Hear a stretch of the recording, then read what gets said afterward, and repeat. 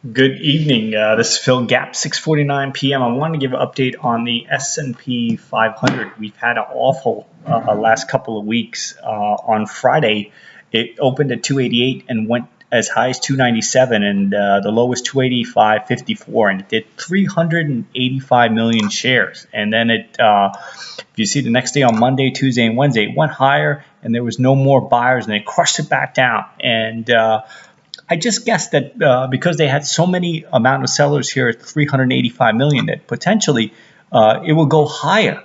And I thought maybe it would eventually go higher and fill this gap here, and like it's done previously, but it hasn't done that. And actually, it continued south. And this today was just another awful day. It closed at 274.23, but it hit 273.45. On 306 million shares, which is a terrible, terrible day. And you could see here, there's a gap here. All of these gaps on the way down, you can see there's a gap here. There's also another gap here. There's also another gap here. All of these gaps on the way down have been filled. And you can see here, there's another gap. And what I mean by that, you take the high of 294.21, and next day they closed high. They opened higher than 294.21. So they opened, for example, at 295.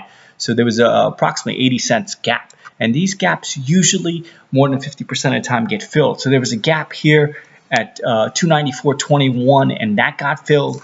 Gaps can also get filled on the way up and on the way down. You could see here there's also another gap here that eventually got refilled. And there's also another gap here in June of 276.55, and that got filled.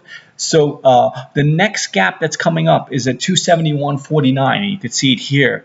So these gaps are kind of like magnets in the stock market, and potentially they do get filled. And we've had another terrible day. And I suspect that the stock market could actually go higher, because we've had so much volume of sellers that you could actually go higher and maybe fill this gap here at 290.23. So gaps get filled on the way down, and gaps could also get filled on the way up.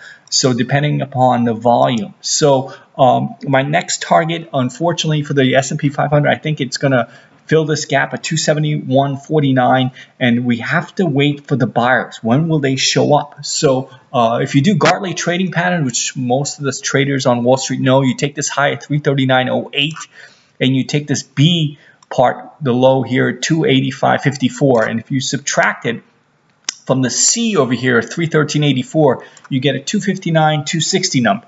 So potentially, I believe eventually it will probably lead here to 260. But in the meantime, it can go back and forth. It could just keep on going back and down and back and down.